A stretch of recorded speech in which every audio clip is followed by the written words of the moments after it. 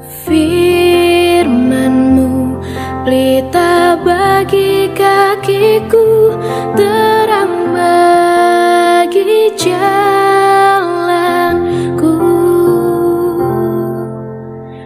Firman-Mu pelita bagi kakiku, terang Haleluya. bagi Amin. jalanku. Oke, shalom ya, selamat malam semuanya. Kita kembali akan melanjutkan pelajaran kita mengenai bibliologi. Kita terus belajar mengenai intisari seluruh Alkitab di dalam Alkitab kita ya. Dan kita sudah memasuki kitab nabi-nabi besar ya.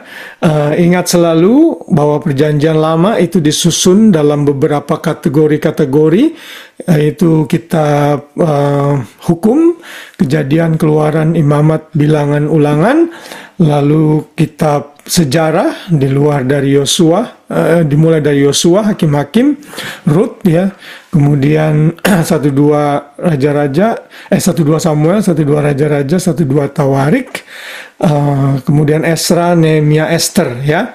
Kemudian itu 12 ya, 5, 12, kemudian 5 kitab puisi yang kita juga sudah belajar, mulai dari Ayub, Mazmur, Amsal, Pengkhotbah, Kidung Agung, dan kita sekarang sedang berada di nabi-nabi besar yang sudah terakhir ya, itu Yesaya, Yeremia, Ratapan, Yeskiel, Daniel. Dan minggu depan kita akan masuk dalam nabi-nabi kecil yang dimulai dari Hosea, Yoel, Amos, Obadya, dan seterusnya sampai kitab Maliaki. Jadi ingat ya, 5, 12, 5, 5, 12 ya, 5, 12, 5, 5, 12. Itu urutan susunan perjanjian lama. Jadi 5 kitab hukum, 12 kitab sejarah, 5 kitab puisi, 5 kitab nabi-nabi besar, 12 nabi-nabi kecil, 5, 12, 5, 5, 12 ya. Nah, kita akan masuk ke dalam kitab Daniel ya, kitab Daniel. Nah, kitab Daniel ini kitab yang sangat penting untuk dimengerti oleh kita semua sebagai orang percaya, karena kitab Daniel menggambarkan akurasi Alkitab sebagai firman Tuhan. Karena Daniel menubuatkan banyak peristiwa yang sudah terjadi dan yang belum terjadi. Ya, yang sudah terjadi itu digenapi dengan sempurna, maka itu yang belum terjadi juga akan digenapi secara sempurna di masa depan. Ya, karena itu saudara dan saya harus mengerti kitab Daniel ini untuk kita bisa mengerti mengenai akhir zaman atau doktrin eskatologi ya, things to come. Ya, itu kitab Daniel. Nah, Daniel ini adalah salah satu orang yang dibuang ke Babilonia ya, kalau saudara ingat, dalam pembuangan tahap yang pertama tahun 605, sedangkan Yeskiel itu ya dibuang di pembuangan yang kedua tahun 597 yang kita sudah pelajari minggu lalu. Oke. Waktu dibuang Daniel berusia sekitar 15 tahun, jadi masih teenager. Nah, itu kitab Daniel secara singkat. Saya beri judul, saya ambil dari salah seseorang ya yang ahli dalam akhir zaman, Mark Hitchcock namanya. Dia membahas kitab Daniel dengan judul Looking for the End Time and Living in the Meantime. Maksudnya apa? Maksudnya kitab Daniel itu memberikan kita informasi mengenai apa yang terjadi di masa depan, tapi sebelum itu terjadi, kita harus mengisi hari-hari kita dengan baik saat ini. Jadi jangan seperti jemaat di Tesalonika yang karena mendapat kebenaran mengenai kedatangan Yesus yang kedua kali, mereka santai-santai, tidak mau bekerja, makanya Paulus marah ya. Nah, di dalam mempelajari kitab Daniel, sekalipun kita mengerti akan apa yang terjadi di masa depan, tetapi kita juga harus mengisi hari-hari kita dengan baik sebelum itu terjadi ya. Saudara, di dalam kitab Daniel itu tergambar bagaimana supremasi satu bangsa yang menguasai dunia yang kita tahu sekarang dengan istilah negara superpower ya. Nanti ada negara Babilonia, kemudian digantikan oleh Medo Persia, digantikan oleh Yunani, digantikan oleh Romawi, saudara. Jadi Tuhanlah yang susah saya ngomongnya. Orchestrated ya, apa ya, orkestra itu maksudnya ya. Tuhan yang mengkompos semuanya itu sesuai dengan timeline yang ia anggap baik gitu. Ya, ada cerita saudara, suatu hari Napoleon, saudara tahu Napoleon ya, jenderal yang sangat ternama dari Prancis. Dia ditanya gitu, kira-kira Tuhan ada di side-nya Prancis apa enggak? Membela Prancis apa enggak? Lalu Napoleon menjawab, God is on the side that has the heaviest artillery. Maksudnya Tuhan itu akan ada bersama-sama negara yang punya persenjataan yang canggih. Tetapi dalam pertempuran Waterloo, ya namanya itu, dia dikalahkan oleh Wellington dan beberapa sekutunya. Lalu akhirnya dia menyatakan bahwa a man proposes but God disposes. Ya, jadi dia belajar bahwa manusia boleh merencanakan banyak hal, tetapi Tuhan yang memutuskan segala sesuatu. Kemampuan artileri militer tidak menjamin kemenangan sebuah bangsa kalau Tuhan tidak beserta. Intinya begini. Di dalam kitab Daniel kita melihat sekalipun negara berganti negara yang lain, itu tetap semua ada dalam rencana Tuhan. A man bisa propose, tapi Tuhan dispose. Di mana orang-orang yang dia tidak kehendaki, Tuhan hukum. Nanti kita akan lihat di dalam kitab Daniel. Nah, kitab Daniel ini sebenarnya tidak mengutamakan tokoh Daniel, tapi tokoh utama dalam kitab Daniel adalah Tuhan sendiri ya. Karena ada 78 kemunculan title atau gelar mengenai Tuhan di dalam kitab Daniel. Jadi benar-benar Tuhan ini adalah tokoh sentral di dalam kitab Daniel ya. Sebenarnya di seluruh Alkitab Tuhanlah tokoh utamanya, tapi seringkali orang suka lebih memfokuskan kepada human author, sementara lupa di balik setiap penulis manusia itu ada Tuhan yang mengendalikan. Kita akan melihat ini ya, tadi saya lupa mengeluarkan ininya. Judulnya Daniel, Looking for the End Time and Living in the Meantime. Ya, itu seperti yang tadi saya katakan. Kita akan masuk ke dalam hal yang pertama. Beberapa fakta mengenai Daniel. Ya, Daniel seringkali disebut sebagai Nabi Kerajaan Tuhan atau the Prophet of the Kingdom of the Lord. Seseorang berkata Yesaya itu disebut the prophet of salvation of the Lord, karena di dalam Yesaya Tuhan digambarkan sebagai juru selamat. Ya kan, kita tahu banyak nubuat mengenai Yesus yang akan mati, bangkit, naik ke surga. Lalu Yeremia itu disebut sebagai the prophet of judgment of the Lord, karena Yeremia menyerukan penghakiman atas suku Yehuda. Sedangkan Yeskiel itu disebut nabi the glory of the Lord, the prophet of the glory of the Lord, karena di dalam kitab Yeskiel digambarkan mengenai kemuliaan Tuhan. Banyak penglihatan yang Yeskiel lihat. Sedangkan Daniel itu disebut sebagai the prophet of the kingdom of God, karena Daniel menubuatkan kerajaan Tuhan yang akan hadir suatu hari kelak untuk selama-lamanya. Nama Daniel, yang kedua dulu. Daniel dibuang ke Babilonia pada pembuangan yang pertama, tadi saya sudah sebut ya, tahun 605. Jadi ingat ya, saya ulang berkali-kali ini dalam belajar nabi-nabi besar, nabi-nabi kecil. Yehuda itu dibuang dalam 3 tahap. Ada 605, itu Daniel dan teman-temannya Sadrak, Mesak, Abednego itu dibuang pada mereka saat usia remaja. Sedangkan yang kedua, itu pada saat tahun 597 itu Yeskiel ya, dan 10.000 orang yang lain. Sedangkan yang terakhir Nebukadnezar datang lagi tahun 586, dan pada saat itu bait suci dan kota Yerusalem dihancurkan. Ya. Arti nama Daniel adalah God is my judge. Daniel. Kalau ada L di belakang itu menggambarkan Elohim ya. Salah satu nama dari Tuhan. L itu adalah kata dasarnya. Bentuk tunggalnya adalah Eloah. Ya, bentuk jamaknya adalah Elohim. Dari L ini berkembang ke bahasa-bahasa lain jadi ilah. Jadi dari Eloah jadi ilah, jadi Allah, jadi Allah di dalam bahasa Arab, saudara ya. Nah, karena Indonesia itu dipengaruhi oleh unsur-unsur Arab, makanya di Indonesia dipakai kata Allah untuk menggantikan God atau Elohim ini, ya.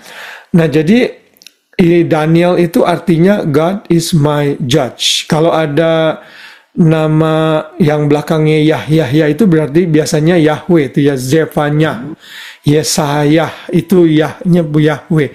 Kalau Daniel ini Elohim ya. Bahasa nama Yunaninya, nama Ibrani itu dinamakan Belsesasar ya, nama Babilonianya. Salah satu dewa Baal itu. Tapi nama aslinya adalah Daniel. Nah, saudara, kalau baca Alkitab di dalam 1 Tawarik 3 ayat 1, Esra 8 ayat 2, Nehemia 10 ayat 8, Daniel itu nama yang umum. Nah, disebut ada nama Daniel di 3 kesempatan itu, tapi itu tidak mengacu kepada Daniel yang menulis kitab Daniel yang akan kita pelajari malam ini, ya. Jadi beda. Yang berikutnya, Daniel berada di pembuangan selama lebih dari 85 tahun dan menduduki jabatan penting di kerajaan Babilonia, ya.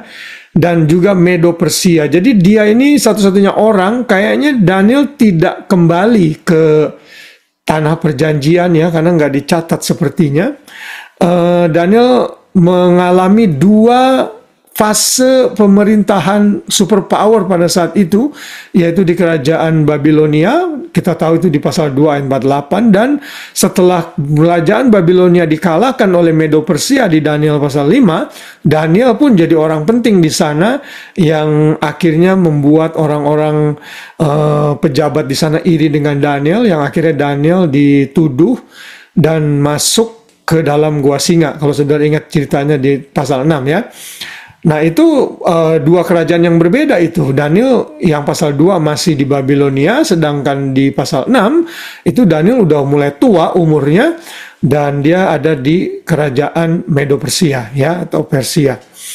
Nah, yang berikutnya fakta mengenai Daniel. Sorry, yang di atas saya belum ganti namanya, Daniel. Yes, Daniel kemungkinan hidup lebih dari Daniel 10 ayat 1. Kalau saudara membaca Daniel 10 ayat 1, di situ sudah Daniel menyebut kerajaan pemerintahan Kores ya, Raja Persia. Jadi kemungkinan besar dia masih hidup setelah pasal 10 ayat 1, kurang lebih 536 sebelum Tuhan Yesus. Beberapa nabi lain yang bernubuat mengenai bangsa Yehuda seperti Daniel, yang lain adalah Yeskiel, Habakuk, Yeremia, dan Zefanya. Kita sudah pelajari Yeskiel dan Yeremia. Kita akan pelajari Habakuk dan Zefanya saat kita belajar mengenai nabi-nabi kecil. Ya. Nah, kemudian fakta yang lain, Tuhan memberikan nubuat mengenai masa depan Israel kepada Daniel. Setelah ia membaca kitab Yeremia bahwa pembuangan bangsa Yehuda di Babilonia hanya 70 tahun saja. Itu ada dalam pasal 9 ayat 1 sampai 2. Ya. Nanti kita akan pelajari ini lebih dalam pada saat kita belajar melihat mengenai rangkuman singkat nanti di belakang ya. Yang berikutnya, Daniel disebut sebagai orang benar dalam Yeskiel 14, 20 dan 28 ayat 3. Jadi Daniel itu terkenal dengan kebenarannya, ya, yang tidak kompromi dengan adat istiadat penyembahan berhala, sekalipun dia berada di negeri penyembahan berhala pada saat itu. Dan yang berikutnya, Daniel juga disebut sebagai orang benar. Tadi saya belum keluarin ya. Yang berikutnya, Daniel juga menubuatkan mengenai apa yang terjadi di masa depan bagi dunia ini. Nah, kalau saudara baca kitab Daniel, saudara harus mengerti kitab Wahyu. Lalu Matius 24-25 itu adalah pasal-pasal mengenai akhir zaman. 1 Tesalonika 4. 1-2 Tesalonika khususnya itu juga ada berbicara mengenai akhir zaman. Kemudian 1 Korintus 15 ayat 51 sampai 58 itu juga menggambarkan mengenai pengangkatan gereja. Kita mesti connect semuanya itu dari kitab Daniel juga, ya. Karena Daniel menubuatkan mengenai apa yang terjadi di masa depan, khususnya munculnya antikris, ya, pemerintahannya yang akan memiliki masa 7 tahun, di mana 3,5 tahun pertama dia baik-baik, 3,5 tahun kedua dia berubah menjadi seorang tokoh yang kejam. Dan fakta yang terakhir mengenai Daniel, Daniel disebut sebagai salah satu pahlawan iman, ya, dalam Ibrani 11 32-33 yang hanya singkat disebut seseorang yang menutup mulut singa, tidak ada yang lain kecuali Daniel. Kalau saudara nanti baca dalam Kejadian 11 32-33, ya, di situ disebut beberapa orang, ada Gideon, Barak, Simson, Yefta, Daud, dan Samuel, dan para nabi yang karena iman telah menaklukkan kerajaan-kerajaan, mengamalkan kebenaran, memperoleh apa yang dijanjikan, menutup mulut singa. Nah, itu mengacu kepada Daniel. Jadi Daniel masuk dalam salah satu tokoh pahlawan iman di dalam Daniel pasal Ibrani pasal yang ke-11, ya.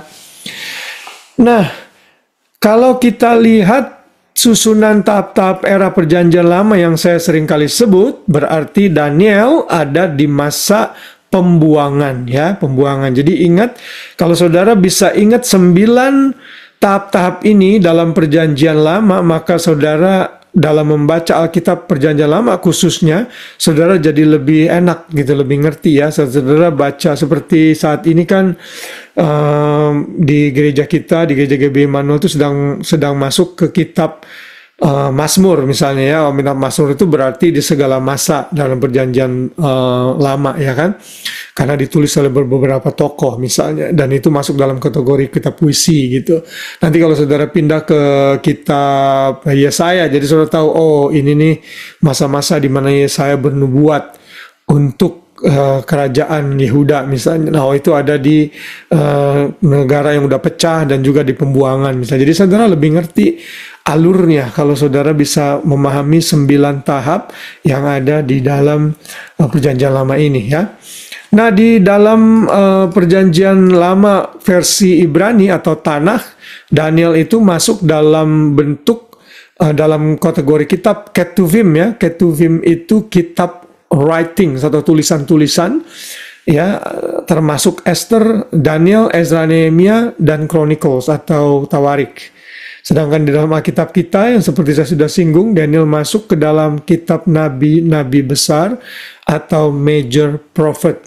Disebut besar, ada yang tahu? Hani ingat nggak kenapa disebut nabi besar?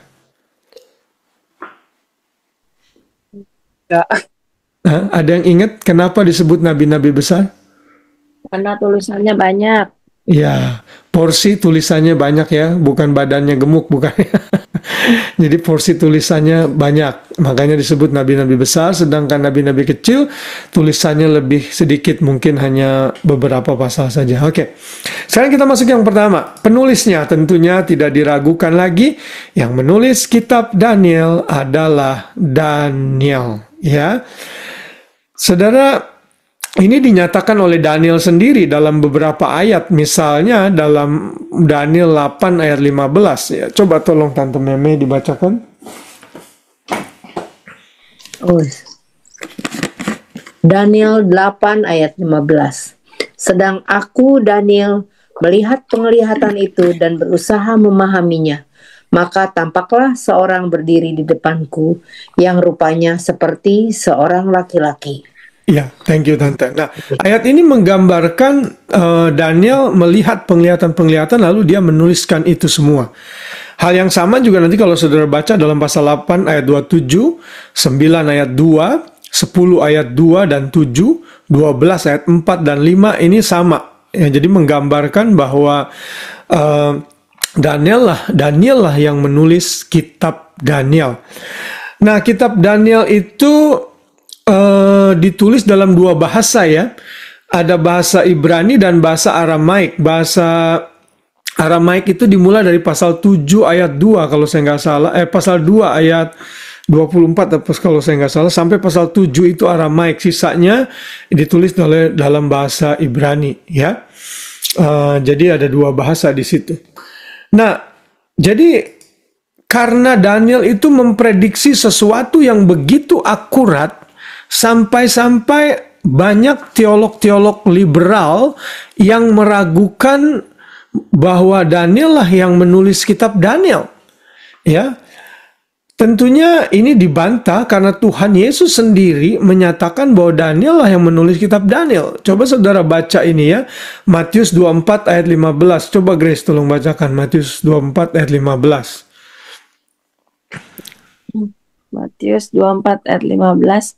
Jadi apabila kamu melihat pembinasa keji berdiri di tempat kudus, menurut firman yang disampaikan oleh Nabi Daniel, para pembaca hendaklah memperhatikannya. Nah, ini kan Yesus sedang berbicara dalam perikop mengenai kedatangan yang kedua kali. Dan Yesus mengutip kitab Daniel bahwa akan ada tokoh yang disebut antikris nanti, yaitu dalam bahasa ini adalah pembinasa keji, atau dalam bahasa Inggrisnya abomination of desolation. Ya, pembinasa keji itu antikris, dan dia bilang Daniel udah tulis itu. Daniel mana? Daniel 9 yang nanti kita akan lihat ya.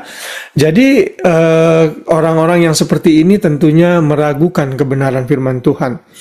Saudara, ada satu cerita di dalam sekolah teologi, ini sekolah teologi liberal ya, ada seorang profesor yang meragukan kitab Daniel, lalu dia bilang Daniel itu kayaknya ditulis pada masa Makabus, memberontak pada abad kedua sebelum Yesus, karena ceritanya begitu precise, begitu tepat, tidak mungkin Daniel yang menulis.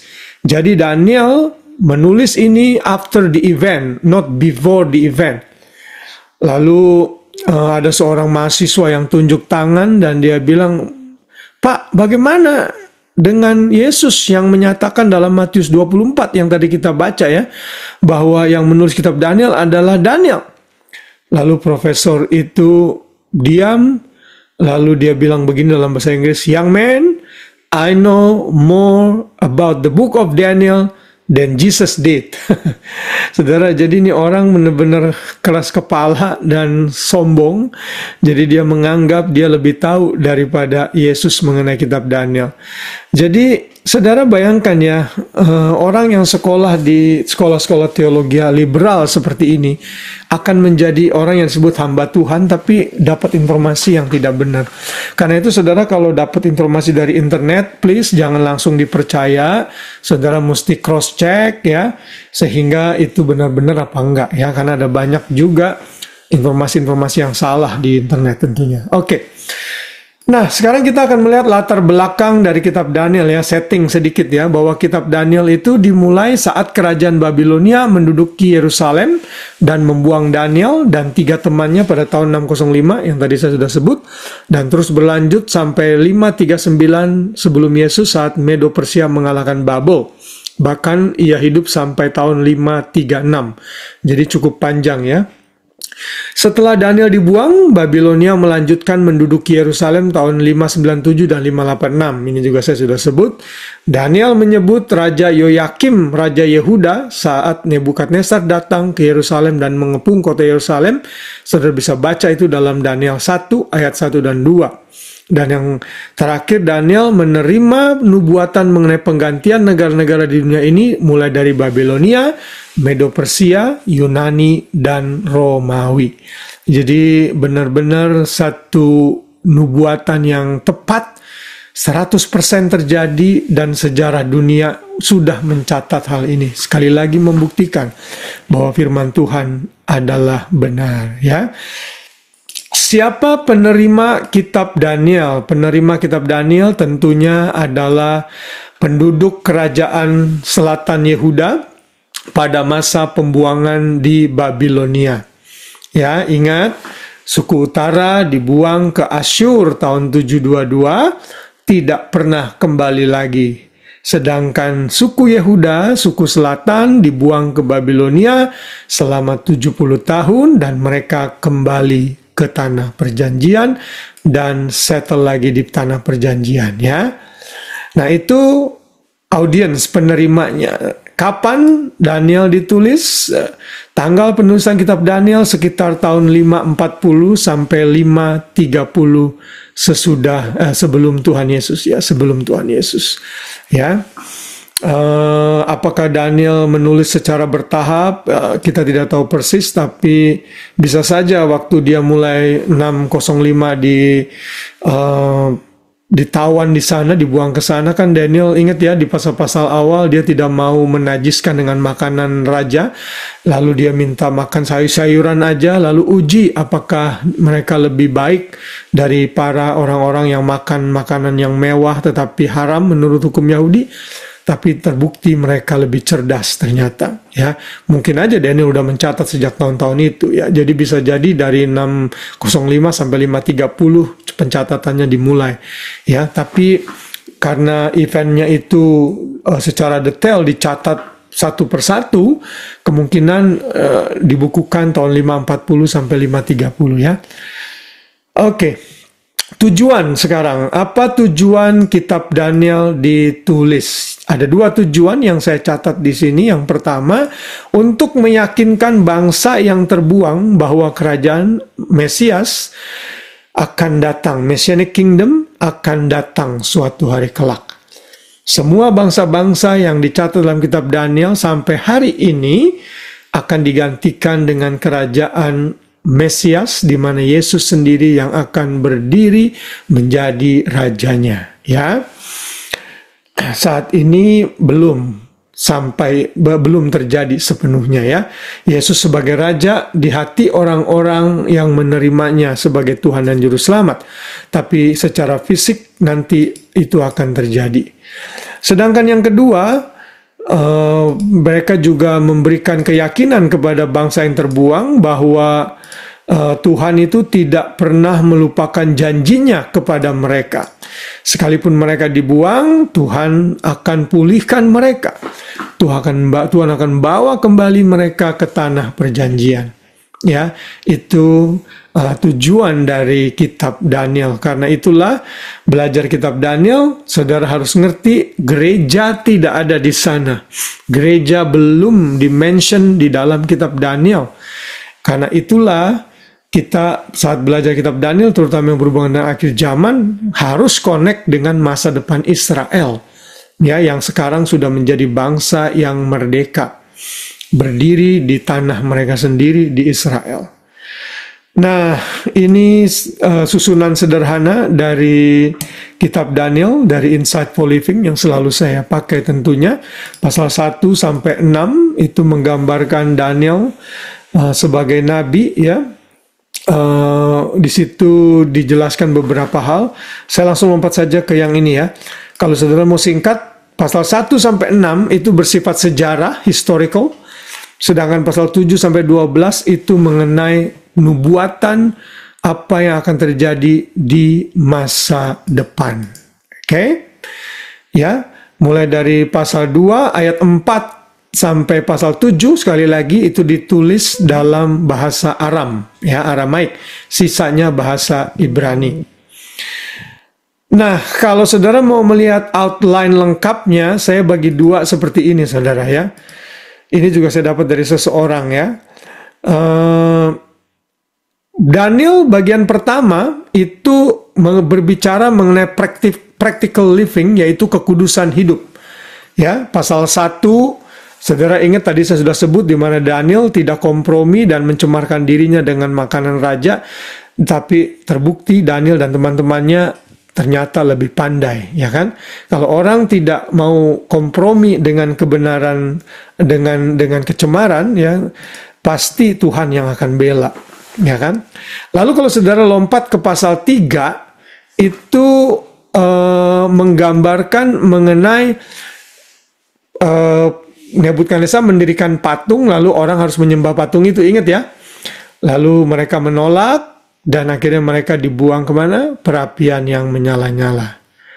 Ya, saudara, waktu mereka mau dibuang ke perapian menyala-nyala, mereka tuh nggak yakin Tuhan itu mau menyelamatkan mereka. Makanya mereka bilang, Tuanku Raja, kalau Tuhan yang kami sembah itu sanggup melepaskan kami dari tangan Tuanku Raja, ia pasti sanggup melakukannya. Kalau tidak, ketahuilah ya Tuanku Raja, bahwa aku tidak akan menyembah patung yang Tuanku dirikan. Tapi ternyata Tuhan lindungi mereka. Bau asapnya aja nggak ada, saudara ya. Nah itu pasal 3. Sekali lagi nggak kompromi dengan kecemaran. Pasal 4, nanti saudara lihat ada kisah di mana Nebukadnezar direndahkan karena dia menyombongkan diri. Bukankah aku ini raja Babilonia dengan segala kekayaannya? Lalu dinubuatkan bahwa Nebukadnezar akan menjadi seperti lembu yang makan rumput, akhirnya mati, saudara. Itu satu penyakit kejiwaan ya, yang itu terjadi di dalam pasal 4. Nah, pasal 5, anaknya Nebukadnezar, Belshazzar, itu menyombongkan diri, dia pesta pora, pakai perkakas bait suci yang diambil dari bait suci, lalu tiba-tiba ada tulisan di tembok di tangan, ingat ya? Mene tekel uparsin, ingat ya? Tulisan itu ya. Mene itu artinya mene, God has numbered the days of your kingdom. Tuhan memberikan jangka waktu kerajaanmu. Lalu tekel artinya you have been weighed, kamu ditimbang, ternyata didapati beratnya kurang ya. Sedangkan parsin artinya your kingdom is divided and given to the Medes and Persian. Dan itu terjadi dalam sejarah, saudara.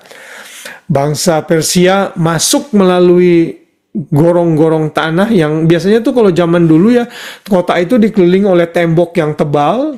Nah, biar musuh nggak bisa masuk, mereka buat satu kolam, gap misalnya 5 meter, 10 meter gitu ya, di antara tembok itu. Nah, ternyata pasukan Persia masuk melalui bawah tanah, nggak tahu gimana caranya dikeringin itu air, tiba-tiba langsung muncul di depan istana dan akhirnya membunuh semua raja-raja yang ada di Babilonia. Dan sejak saat itulah kerajaan Babilonia runtuh, digantikan oleh Persia. Itu terjadi dalam sejarah, saudara ya.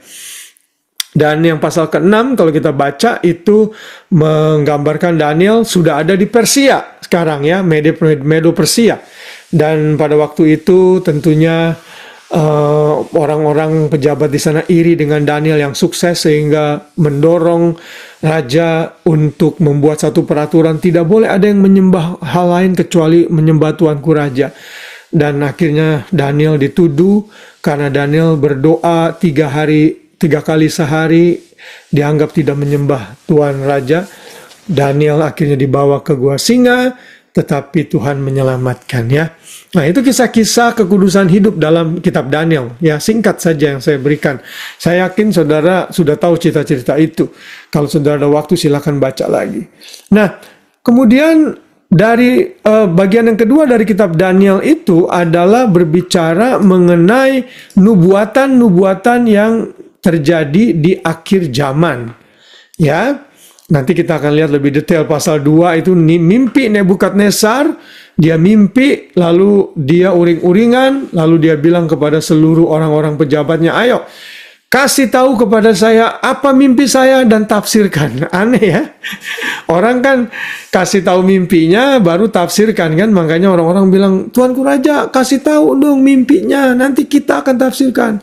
Lalu malah dia marah. Nebukadnezar marah-marah. Enggak, saya nggak mau kasih tahu mimpi saya. Kamu jangan ngulur-ngulur waktu pokoknya. Kasih tahu mimpi saya apa. Kalau enggak dan enggak menafsirkannya, kalau enggak semua akan dibunuh. Ingat itu mimpi itu ya. Nah, saudara, ini ada banyak kontroversi di sini. Ada banyak penafsiran di sini. Apakah memang Nebukadnezar benar-benar lupa sama mimpinya, atau memang dia sengaja nggak mau kasih tahu biar mereka nggak membuat-buat penafsiran yang seenak-enaknya gitu loh. Saya pikir yang kedua yang lebih tepat, dia nggak mau kasih tahu mimpinya sehingga kalau orang itu benar-benar ahli menafsirkan mimpi, orang itu akan tahu mimpinya apa dan apa artinya. Lalu muncullah Daniel yang akhirnya menafsirkan mimpi Nebukadnezar ya. Nah, itu pasal yang kedua. Lalu pasal 7 Daniel melihat penglihatan lagi. Nanti kita akan lihat mirip itu ya penglihatannya. Kalau yang di pasal 2 mengenai patung, pasal yang ke-7 mengenai 4 makhluk ya, nanti kita akan lihat. Nah, pasal 8 ini mengenai peristiwa yang sudah terjadi dalam sejarah karena ada pergantian kerajaan dari kerajaan Persia digantikan oleh Yunani, nanti muncul satu tokoh besar yang namanya Alexander Agung. Terus berlanjut sampai pasal 10 sampai 12, tapi pasal 9 ada gap yang nanti kita akan lihat di sana ya sebentar lagi. Pasal 10 sampai 12 di situ dinubuatkan bagaimana nanti kerajaan Yunani akan terpecah menjadi empat ya. Alexander mati, kerajaannya dibagi kepada 4 jenderalnya, dan salah satu jenderalnya itu nanti muncul Antiochus Epiphanes yang adalah tokoh kejam di abad 2 sebelum Tuhan Yesus yang menajiskan bait suci. Dan nanti kita tahu di situ ada tokoh-tokoh Yahudi yang berusaha menentang dan berperang melawan dia, yaitu Makabus dan teman-temannya, Yudas Makabus ya. Nah, itu semua ada dalam sejarah, makanya Daniel menubuatkan itu begitu tepat sekali sebelum peristiwa itu terjadi. Padahal itu terjadi ratusan tahun setelah Daniel hidup. Tahun 200 kan, Daniel hidup tahun 600-an kurang lebih. Nah, jadi ini menggambarkan Tuhan itu luar biasa dengan kedaulatan serta kemahakuasaannya dalam memprediksi apa yang terjadi di masa depan. Nah, setelah itu kita tahu Daniel mati, dan di dalam Daniel 12 ayat 2 Daniel dijanjikan engkau akan dikuburkan dan engkau akan dibangkitkan suatu hari kelak. Tapi sampai pada saat itu pengetahuan akan bertambah. Ya, maksudnya pengetahuan bertambah di sini adalah orang akan mulai mengerti kebenaran mengenai akhir zaman seperti yang kita pelajari malam ini ya. Oke, nah sampai di sini saya mau saudara konsentrasi. Please perhatikan baik-baik apa yang akan saya jelaskan mengenai nubuatan akhir zaman ini ya. Saudara perhatikan slide saudara. Ya, perhatikan ini. Ini ada coretan, kayaknya Grace kamu jangan ini iPad kamu kayaknya kepengaruh ke sini nih. Karena satu account, bentar ya.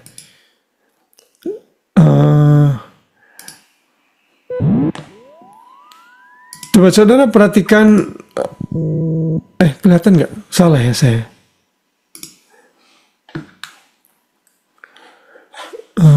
Mulai. Saya share lagi. Sampai di sini ada pertanyaan nggak sebelum saya lanjutkan? Ada? Oke, kalau tidak ada, saya lanjutkan ya. Itu dari tadi, ini Daniel itu bukannya yang Daniel Mesak Abednego ya? Iya, sama, betul. Dari tadi kok Dede nggak ada sebutin Mesak dan Abednego sama sekali kok di kitab Daniel. Iya, tadi kan kok sebutin 3 teman-temannya. Oh. Iya, itu iya, maksudnya cuman itu aja, tapi emang karena fokusnya ini kitab Daniel gitu. Iya, karena mereka itu disebut cuman di dalam pasal 1 khususnya sama pasal 3. Setelah mereka nggak muncul lagi gitu. Mungkin mereka salah satu orang yang menjabat juga di Babilonia, tapi nggak disebut gitu ya. Daniel utamanya gitu ya.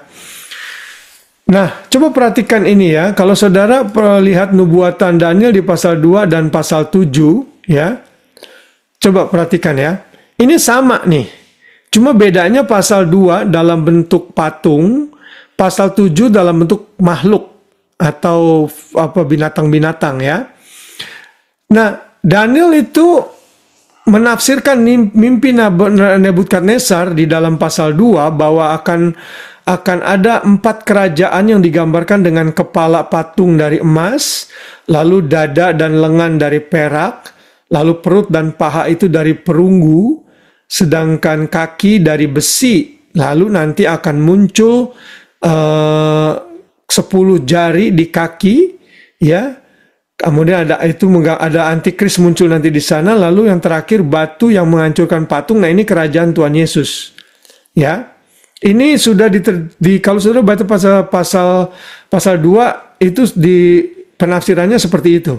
Ya, sedangkan pasal 7 itu sama, cuma bentuk figurnya itu binatang-binatang.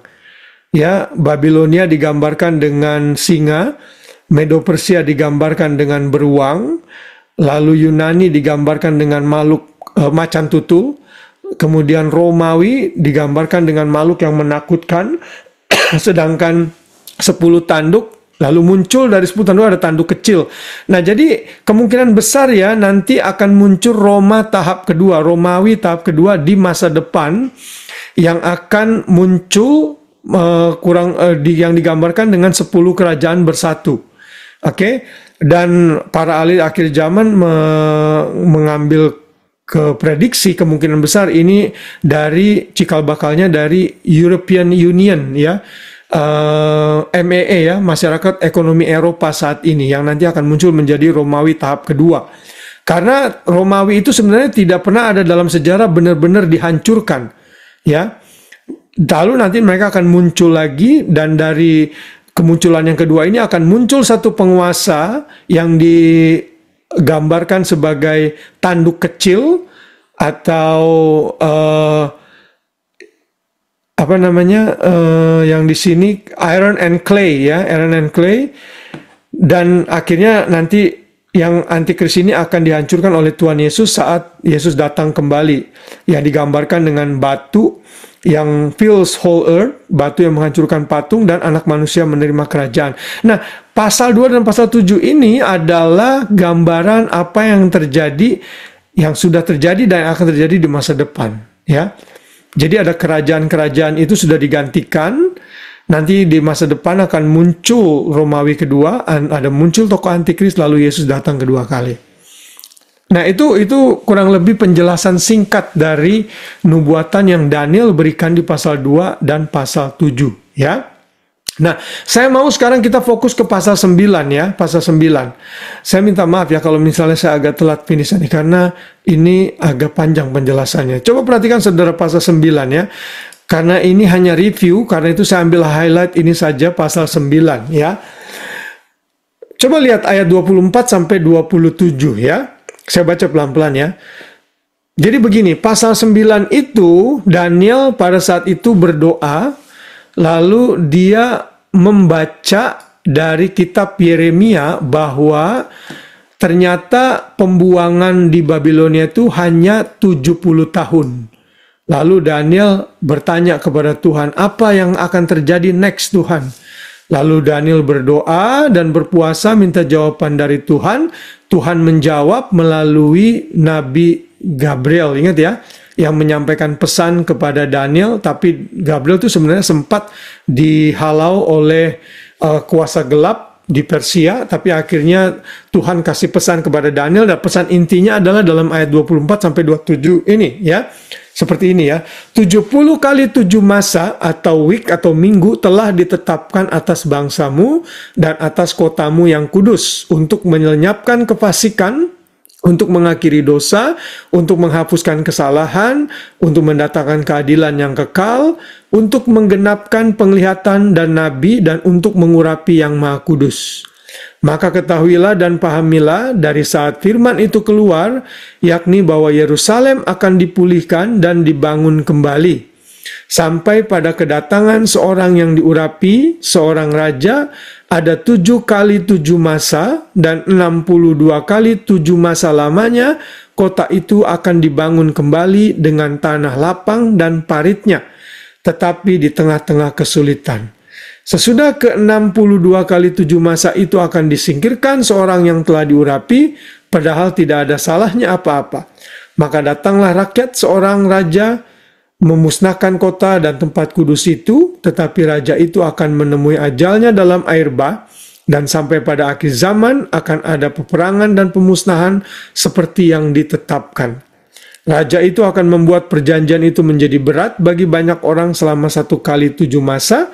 Pada pertengahan 7 masa itu akan menghentikan korban sembelihan dan korban santapan, dan di atas sayap kekejian akan datang yang membinasakan, sampai pemusnahan yang telah ditetapkan menimpa yang membinasakan itu. Kalau saudara baca ayat-ayat ini, saudara mungkin agak bingung ya, bagaimana ini. Nah, saya mau jelaskan ini sedikit demi sedikit ya. Saya coba lakukan eksposisi dari 3 ayat ini, dari beberapa ayat ini. Yang pertama ya saudara ya, kita akan perhatikan nih. Kunci untuk mengerti minggu ke-70 Daniel. Nah, nubuatan yang tadi saya sebut dalam perikop tersebut, itu disebut sebagai minggu ke-70 Daniel. dalam pelajaran akhir zaman. Nah, di dalam ayat tersebut kata masa yang dimaksud itu atau minggu itu atau week itu sebenarnya adalah tahun. Ya, itu biasa dipakai dalam perjanjian lama. Kalau saudara ingat kisah Yakub yang waktu itu menikahi Rahel, tapi dia harus menikahi Lea dulu kan, di situ Yakub Laban bilang fulfill her week. Maksudnya bukannya 1 minggu, artinya Yakub harus menikahi Lea selama 7 tahun dulu. Kerja lagi 7 tahun sama Laban, baru dia boleh nikah lagi sama Rahel. Jadi kata week kita sepakat sesuai ayat, menafsirkan ayat itu artinya tahun. Ya, bukannya minggu dalam hitungan minggu seperti kita sekarang ya. Ingat, tahun ya, disebutnya masa atau week. Dalam bahasa Indonesia masa, dalam bahasa Inggris week. Lalu yang kedua, total tahun yang Tuhan berikan kepada bangsa Israel itu adalah 490 tahun. Ya, kenapa? Karena ada 70 kali 7 masa, berarti 70 kali 7. Jadi tahun yang Tuhan tetapkan bagi bangsa Israel adalah 490 tahun setelah pembuangan dari Babilonia. Ya, menggunakan penghitungan 360 hari dalam setahun sesuai kalender Yahudi. Karena kalender Yahudi tidak 365 tapi 360. Dan yang ketiga, 490 tahun adalah periode yang melibatkan bangsa Israel, bukan gereja. Makanya dalam pasal 9 ayat 24a dibilang 70 kali 7 masa telah ditetapkan atas bangsamu dan atas kotamu yang kudus. Jadi gereja tidak ada sangkut pautnya di sini. Ini khusus secara eksklusif untuk Israel saja. Ya, oke, sampai di sini ya, nomor 3. Jadi ingat ya, masa itu disebut tahun. Total tahun yang ditetapkan bagi bangsa Israel adalah 490 tahun. Saya berharap saudara masih konsentrasi ya di sini ya. Lalu yang keempat, mengenai hal ini. Yang keempat, tujuan Tuhan menetapkan minggu ke-70 itu apa? Nah, menurut pasal 24, Tuhan menetapkan minggu ke-70 ini untuk apa? 1, melenyapkan kefasikan. 2, mengakhiri dosa. 3, menghapuskan kesalahan. 4, mendatangkan keadilan yang kekal. 5, menggenapkan penglihatan Nabi. 6, mengurapi yang Maha Kudus. Nah, poin 1 sampai 3 itu sudah terjadi saat Yesus lahir, mati, dan bangkit. Ya, sedangkan poin yang keempat sampai ke-6 itu akan terjadi di masa depan. Ya. Nah, orang-orang perjanjian lama itu kalau menubuatkan sesuatu digabungin jadi satu. Mereka enggak lihat tahap per tahap. Ya kan, padahal kan kita tahu dari poin 3 sampai 4, 5, 6 ada satu gap di mana gereja muncul, era gereja. Dan itu gapnya sampai saat ini lebih dari 2000 tahun sudah. Nah, tapi orang perjanjian lama memang kalau menerima nubuat seperti itu digabungkan jadi satu. Ya, Yesus itu kematian dan kebangkitannya di Yesaya jadi satu, gitu, penderitaannya dan kemuliaannya jadi satu. Tapi kita yang sudah mengerti ternyata enggak, ada gap-gap yang mesti kita jelaskan. Ya, nah itu tujuan Tuhan menetapkan minggu ke-70 Daniel ini untuk bangsa Israel, gitu. Nah, sedangkan yang kelima yang kita bisa pelajari, minggu ke-70 ini dimulainya dari kapan, gitu, ya kan? Nah, para ahli teologi struggle menentukannya, tapi berdasarkan Nehemia 2 ayat 1 sampai 8 yang kita sudah pelajari beberapa minggu yang lalu pada saat kita membahas kitab Nehemia, ternyata minggu ke-70 itu dimulai saat mereka diizinkan kembali ke tanah perjanjian untuk membangun kota Yerusalem dan bait suci. Yang itu terjadi kalau di convert ke Gregorian kalender itu 5 Maret 444 sebelum Yesus, di mana Raja Artasasta dari Persia mengizinkan untuk memberikan dekret mereka kembali. Ya, jadi disitulah dimulai clock-nya dimulai lagi ticking 490 tahun itu. Ya. Kemudian yang berikutnya, yang ke-6, minggu ke-69, karena ada ayat yang mengatakan itu tuh. Ya, coba lihat Daniel 9 ayat 25. Maka ketahuilah dan pahamilah dari saat firman itu keluar, yakni bahwa Yerusalem akan dipulihkan dan dibangun kembali. Ini ya, mereka dekretnya keluar sampai pada kedatangan seorang yang diurapi seorang raja. Ada 7 kali 7 masa. Berarti ada 49 tahun, 7 kali 7, ya. Dan ada 62 kali 7 masa. Jadi ada 62 kali 7, ya. 7 tambah 7 itu 49. 62 kali 7 itu 434 tahun. 434 tahun ditambah 49 tahun pertama itu 483. Ya, kalau dikonvert jadi hari dengan 360 hari itu totalnya 173.880 hari. Ini sudah digenapi 483 saat Yesus datang ke menunggang masuk Yerusalem menunggang keledai, ingat ya. Nah, itu sudah digenapi itu. Ya.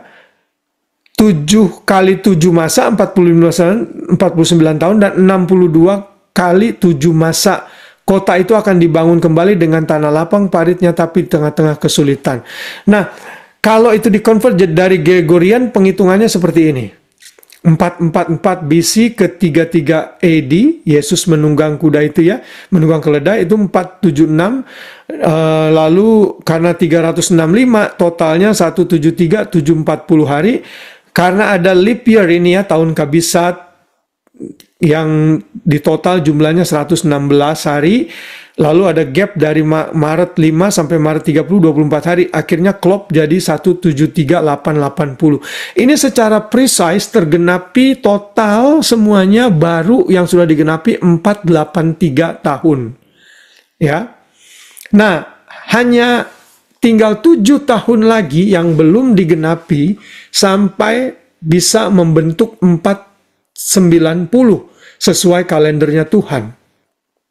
Nah, ternyata itu kan nggak langsung terjadi. Dari 485 ke 7 tahun berikutnya itu nggak langsung terjadi. Kenapa? Karena ternyata sampai sekarang kita masih hidup seperti sekarang ini. Antikris belum muncul, itu berarti ternyata ada gap yang ada rahasia yang dimunculkan, yaitu mengenai gereja Tuhan. Gitu ya. Nah, itu kurang lebih penghitungan yang kita bisa lakukan dari kitab Daniel 9 ini. Lalu konsep yang ketujuh yang kita bisa mengerti adalah, nah, ada gap tenggang waktu ini dari minggu ke-483 ke 490 ada 7 tahun yang disebut era gereja atau era kasih karunia. Ini ya ayatnya, sesudah ke-62 kali 7 masa itu akan disingkirkan seorang yang telah diurapi. Tuh, Yesus mati ya kan? Padahal tidak ada salahnya apa-apa. Maka datanglah rakyat seorang raja yang memusnahkan kota dan tempat kudus itu. Nah, ini yang terjadi di tahun 70, di mana Raja Titus datang menghancurkan kota Yerusalem tahun 70 dan orang Israel tercerai-berai lagi. Tetapi raja itu akan menemui ajalnya dalam air bah, dan sampai pada akhir zaman akan ada peperangan pemusnahan yang telah ditetapkan. Lalu ada nubuat akan terjadi banyak peperangan sampai ke akhir zaman. Ya, nah jadi itu yang terjadi setelah Yesus mati, ada gap. Ya, jadi ada 2 peristiwa di situ. Mesias dibunuh, Yerusalem dan Bait Suci kedua Herodes dihancurkan oleh Raja Titus tanggal 6 Agustus tahun 70. Ya, itu yang ketujuh. Lalu yang kedelapan, nah disinilah yang kedelapan muncul pribadi yang bernama Antikris. Perjanjian Antikris dengan Israel di dalam ayat 27a. Raja dalam kurung antikris itu akan membuat perjanjian itu menjadi berat bagi banyak orang selama 7 kali 7 masa. Jadi lompat setelah nubuatan mengenai Titus, lompat ke akhir zaman, lompat ke tokoh mengenai antikris tanpa menyebut gereja. Ya, kenapa kita mengambil kesimpulan gereja ada di situ? Ya karena kita masih hidup saat ini di era gereja. Ada gap ternyata yang pada saat itu tidak diketahui oleh Daniel tentunya. Ya, nanti akan muncul satu tokoh yang bernama antikris. Oke, yang dalam kitab Daniel diprefigur dengan Antiochus Epiphanes, ya, di antitype atau tipologinya Antiochus Epiphanes itu ya antikris gitu. Tipologinya antikris ya Antiochus Epiphanes itu maksudnya ya. Antikris membatalkan perjanjian pada setengah tahun pertama. Nah, itu Daniel 9 ayat 27b. Pada pertengahan 7 masa itu ia akan menghentikan korban. Ya. Dan ini digenapi oleh Tuhan Yesus dalam Matius 24 ayat 21. Sebab pada masa itu akan terjadi siksaan yang dahsyat seperti yang belum pernah terjadi sejak awal dunia sampai sekarang dan tidak akan pernah terjadi lagi. Lalu digenapi dalam kitab Wahyu 13, kalau saudara lihat ayat 5, 14 dan 15, di situ ada tokoh antikris dan disebut bulannya itu 42 bulan lamanya. Ya. Jadi 42 bulan itu sama dengan 3,5 tahun. Lalu di kitab Wahyu juga ada 1260 hari, itu juga sama dengan 3,5 tahun. Jadi kitab Daniel dan kitab Wahyu itu klop bahwa ada satu tokoh antikris yang akan memerintah selama 7 tahun. Di 3,5 tahun pertama dia baik-baik dengan orang Israel, membuat perjanjian damai. Lalu di 3,5 tahun kedua, pada saat 3 tahun pertama antikris memperbolehkan orang Israel membangun bait suci ketiga, tapi di 3,5 tahun kedua dia mulai menunjukkan belangnya dan menganiaya orang Yahudi. Ya, itu nanti di kitab Wahyu. Ya, nah di dalam kitab Daniel ini nggak ada misteri pengangkatan gereja, nggak ada. Ini semua berbicara mengenai kedatangan Yesus yang kedua kali setelah pengangkatan gereja. Pengangkatan gereja ada di mana? Di perjanjian baru yang kita nggak pelajari dalam kitab Daniel tentunya. Ya, nah lalu yang ke-10, saudara, antikris dikalahkan pada akhir minggu ke-70, akhir dari 7 tahun terakhir di mana 490 akhirnya genap. Sampai pemusnahan yang telah ditetapkan menimpa yang membinasakan itu. Jadi di situ Daniel menubuatkan antikris pada akhirnya akan dibinasakan. Dan itu digenapi dan klop dengan 2 Tesalonika 2 ayat 8. Pendurhaka baru akan menyatakan dirinya, tapi Tuhan Yesus akan membunuhnya dengan nafas mulutnya dan memusnahkannya. Lalu Wahyu 19 ayat 20 itu juga menggambarkan Yesus datang kembali menghancurkan antikris. Ya, jadi kesimpulannya lihat bagan ini, saudara ya. Ini saya buat bagan ini biar memudahkan kita kesimpulannya. Coba perhatikan. Ada 70 tahun, 70 kali 7 artinya 49 tahun ya. 69 minggu itu sudah digenapi sampai Yesus lahir dan mati ya. Kemudian di sini ada era gereja. Kemudian begitu pengangkatan gereja terjadi, antikris menandatangani kontrak damai dengan Israel. Yang 7 tahun tersisa, yaitu 1 minggu tersisa itu barulah mulai lagi. Kapan itu kita tidak tahu, karena pengangkatan gereja belum terjadi. Ya, antikris menandatangani damai dengan Israel terjadi setelah pengangkatan gereja. Oke, nah ini yang terjadi apa yang dinubuatkan dalam kitab Daniel. Oke, nah kalau saudara lihat peta zaman yang saya sudah buat dalam seminar akhir zaman yang saya lakukan beberapa tahun yang lalu, nanti setelah Yesus datang, ya, Yesus akan mendirikan kerajaan 1000 tahun.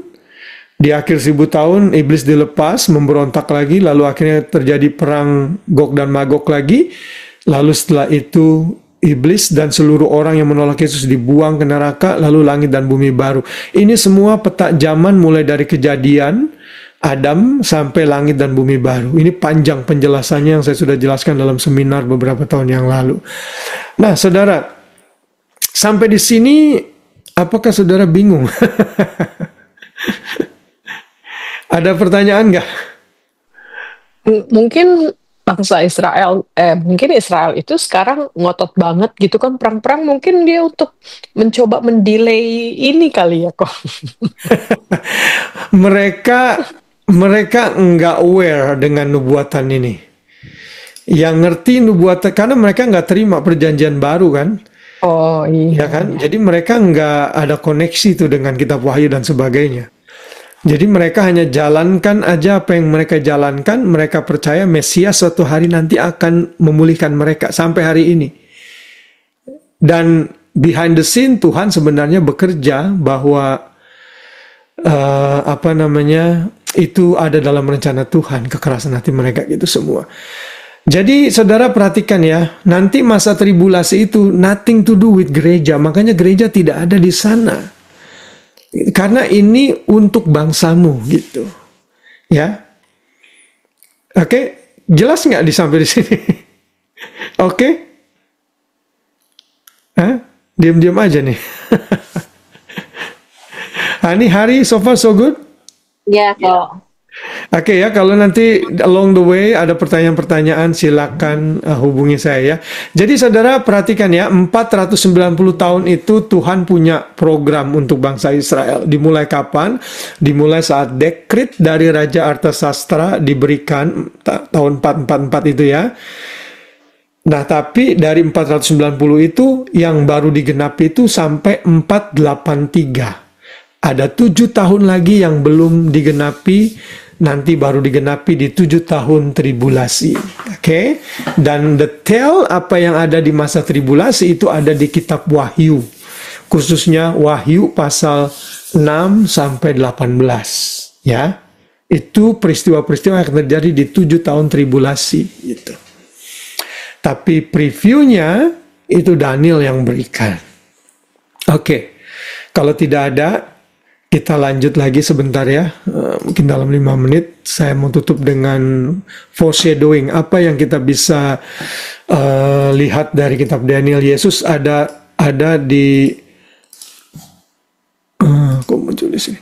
Yesus itu ada di mana dalam perjanjian dalam kitab Daniel?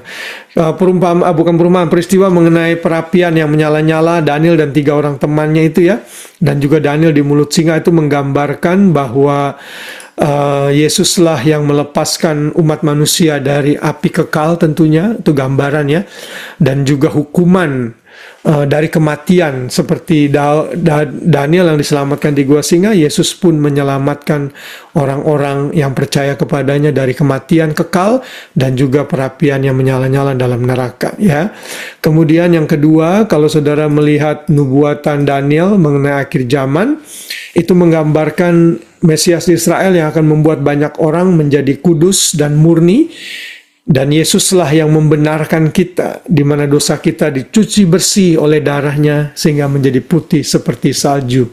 Ya, itu gambaran Yesus yang ada dalam kitab Daniel tentunya. Kalau saudara bisa dapat gambaran-gambaran lain silakan aja, tapi ini paling tidak yang mendekati.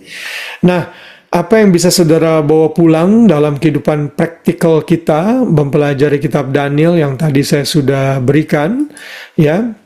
Yang pertama, kitab Daniel mengajarkan pentingnya komitmen dan tidak kompromi dengan budaya di mana kita hidup saat ini ya.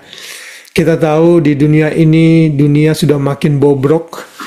Ada banyak hal yang kita kalau tidak hati-hati kita bisa terjerat di dalamnya.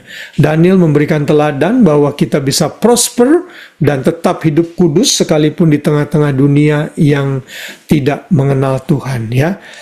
Bisa kalau kita mau oleh pertolongan Tuhan. Yang kedua, kitab Daniel mengajarkan mengenai doa. Ada banyak sekali record Daniel berdoa untuk bangsanya, berdoa pribadi, sehingga karena doa justru Daniel di-accuse dan dimasukkan ke gua singa, tapi dia tetap bertahan. Jadi jangan meremehkan kuasa doa tentunya ya. Dan yang ketiga, Kitab Daniel mengajarkan mengenai kerendahan hati, bagaimana raja-raja di dalam kitab Daniel direndahkan oleh Tuhan, karena itu jangan sombong di hadapan Tuhan. Kita belajar dari Raja Nebukadnezar, Raja Belshazzar ya, yang berusaha merendahkan Tuhan dan akhirnya dihukum. Dan yang keempat, kitab Daniel mengajarkan untuk setia dalam panggilan dan pelayanan yang Tuhan berikan. Seperti Daniel yang setia sampai masa akhir hidupnya, dia setia menyampaikan pesan Tuhan, kita pun harus menjadi pribadi yang setia seperti Daniel.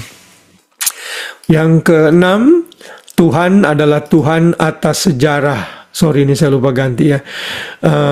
History is his story. Jadi Tuhan lah yang mengendalikan jalannya sejarah ya, orchestrated seluruh sejarah yang ada di dunia ini. Dan yang terakhir, Tuhan kita adalah Tuhan yang berdaulat atas bangsa-bangsa dan pemimpinnya. Setiap pemimpin yang terjadi di dunia ini, di setiap bangsa Tuhan yang menetapkan. Karena itu mereka harus bertanggung jawab sepenuhnya kepada Tuhan suatu hari kelak ya. Nah saudara, itulah pelajaran kita yang kita bisa pelajari dari kitab Daniel. Ada komentar atau pertanyaan sampai sini? Pertanyaan? Iya. Enggak sih. Tadi kamu bilang kok Daniel sekitar umur 15 tahun ya? Iya, teenager waktu dia dibuang.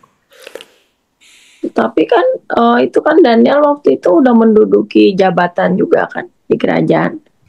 Iya, setelah itu baru dia dapat jabatan. Kita nggak tahu itu gapnya berapa lama. Iya, jadi bukan pas umur 15 juga dong. Ya, kemungkinan enggak kali ya, gitu. Mungkin lebih dewasa lagi. Nggak dicatat sih di situ. Itu perkiraan aja. Jadi mereka itu memang anak-anak muda yang dipilih. Mereka itu ngebuang bukan orang-orang yang cemen-cemen. Mereka cari orang-orang yang berkualitas gitu. Ya biasanya yang udah tua-tua ditinggal di tanah perjanjian gitu, apa di Israel gitu. Oh, memang dipilih-pilih, bukannya diusir. Ada yang dipilih, ada yang random gitu. Tapi kebanyakan yang memang berkualitas lah gitu. Dibuang ke sana, dibawa ke sana. Oh, dibawa. Ya, untuk dijadikan apa? Ya itu pejabat-pejabat karena mereka mau lihat bibit unggulan gitu. Dan di Israel itu kan dijadikan puppet itu kayak Raja Yoyakim itu dijadikan puppet di sana. Jadi nggak semuanya dibuang gitu maksudnya. Ya, kalau enggak nanti mereka bisa memberontak gitu. Kalau mungkin aja mamanya yang dibuang, anaknya enggak, atau papanya yang buang, anaknya dibuang gitu. Jadi biar sebagai sandera lah. Oke. Saya mau komen sedikit aja sih Pak Didi. Sebenarnya waktu itu saya pernah nonton satu video ya, orang Jew gitu kan, Yahudi, dia bapak-bapak udah tua gitu. Nah dia tuh kan punya anak kan, terus waktu itu tuh anaknya tuh akhirnya memutuskan untuk percaya kepada Tuhan Yesus gitu loh. Nah, jadi mereka itu berdebat terus anaknya cuma bilang, ya udah gini aja, kamu coba baca Alkitab, nanti kalau udah dapat sesuatu kita ngomong lagi. Anaknya berani juga sih ngomong bapaknya gitu. Jadi bapaknya akhirnya terima tantangan itu, bapaknya itu baca lagi Alkitab gitu. Maksudnya baca Alkitab ya.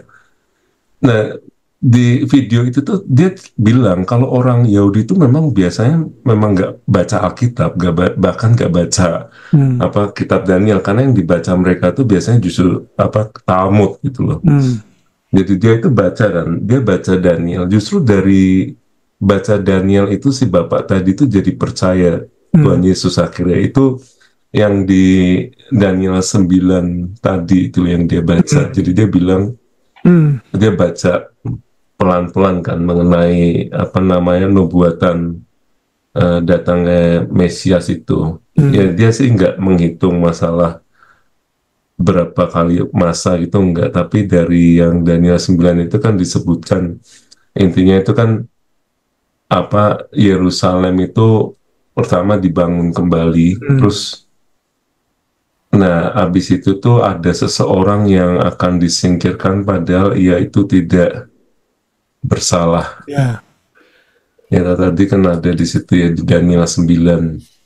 Nah, terus setelah itu tuh kemudian muncul apa namanya, yang dirubuhkan. Jadi Yerusalem itu dirubuhkan. Nah, jadi dia berpikir, loh, Yerusalem itu kan udah dirubuhkan tahun 70 itu ya. Berarti ya memang Mesias itu udah datang sebelum itu gitu loh. Jadi dia itu jadi dari memahami alurnya yang di Daniel ini nih, jadi ngerti gitu loh bahwa sebenarnya Mesias itu udah datang gitu loh sebelum gitu. Makanya terus kemudian dia jadi percaya. Iya, wah, luar biasa sih ya. Nah, ya makanya dia tadi kan baca dari Daniel 9 itu kan. Sesudah ke-60 itu akan disingkirkan seorang yang diurapi padahal tidak ada salahnya apa-apa. Terus maka datanglah seorang raja memusnahkan kota tempat kudus itu, tapi raja itu nanti juga akan mati. Ya, bagus itu Pak Ade. Jadi kalau ada orang Yahudi tanya rekomen buku itu, nanti kalau dapat judulnya itu boleh juga. Enggak, itu bukan buku sih, itu video sih. Video, iya. Kayak cerita gitu loh, kenapa kok dia bisa percaya orang Yahudi itu. That's good itu. Itulah makanya Tuhan bisa bekerja dengan berbagai macam hal ya.